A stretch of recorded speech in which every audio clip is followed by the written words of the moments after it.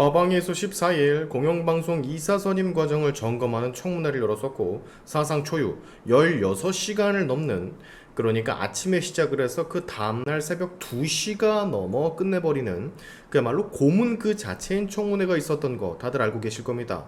개인적인 생각으로는 민주당 의원들 다 같이 이렇게 손잡고 방통위에 자료 보러 갔는데 본인들 마음에 안 드는 태도를 김태규 방통위 부위원장이 보였다라고 해서 이런 식으로 보복하는 것임이 유력해 보여요.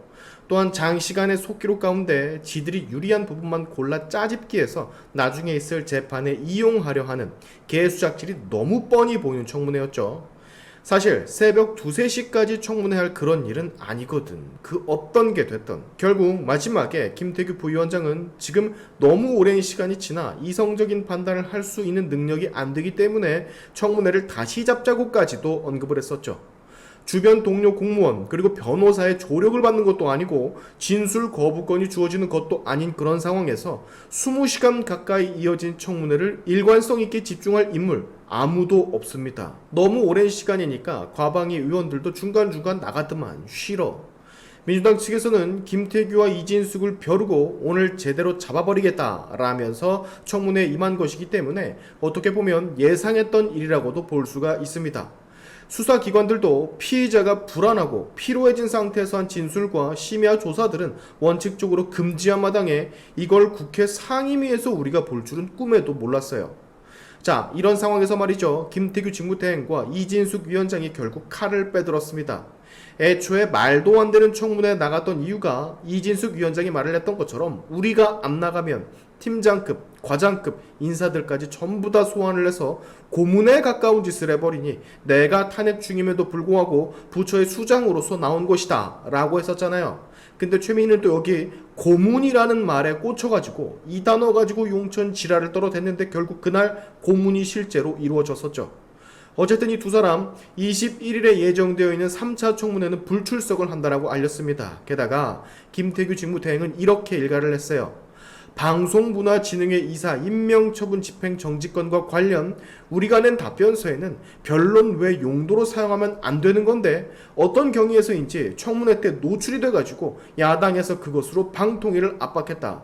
고로 거야가 주도하는 과방위는 불법성이 다분하기 때문에 21일 3차 청문회는 불출석할 것이다. 기밀이 유지돼야 할 변론 답변서가 국회에서 공개된 사유로 집행정지를 신청한 신청인 또는 대리인이 유출했을 가능성을 추론해 볼 수가 있고, 신청인이 유출을 했다면 변론권 침해고 대리인이 넘겨줬다면 변호사 징계 사유다.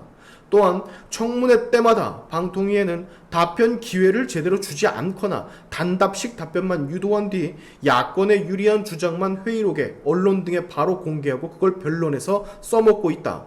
결국 이것은 사법부에 영향을 주려고 하는 것이다. 자, 본인이 답변을 하지 못하는 것을 두고 그 자리에서 최민희가 정당한 이유 없이 청문회 증언을 김태규가 거부했다라고 고발을 한 거 여러분 알고 계시죠? 그것에 대해서도 입장을 밝혔는데 이것은 오히려 직권남용이며 증언 거부가 성립이 되려면 자발적이어야 되는데 현재 방통위가 1인 체제라 위원회 동의가 없어서 관련 법적 근거를 따라 비자발적으로 증언을 못하는 것뿐이라고 설명을 했어요. 그리고 얼마나 열이 받았는지 이런 무고나 직권남용에 대해서 국회의원 면책특권에 해당을 하는지 안 하는지 법리적 판단을 지금부터 받아보겠다라고 합니다. 그러니까 가만히 안 있겠다라는 얘기예요.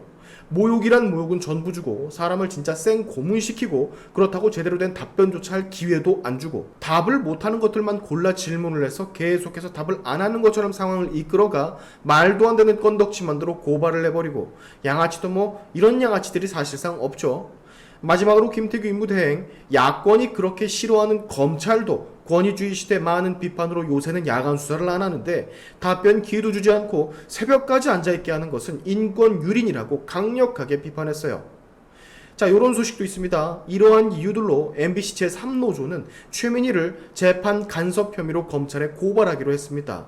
공영방송 이사 선임 효력정지 가처분 심판에 영향을 주기 위해서 무리하게 청문회 증인들을 압박한 것에 대해 고발을 했다라는 건데요. 청문회 때의 내용을 돌이켜보면 사실 전 그런 느낌을 받았습니다. 최민희 전마가 판사 노릇을 지금 하고 있구나 라는 느낌. 거의 뭐 법정에서 나오고 이루어져야 될 건들이 청문회 내내 야당 위원들 주도로 질의가 오갔잖아요.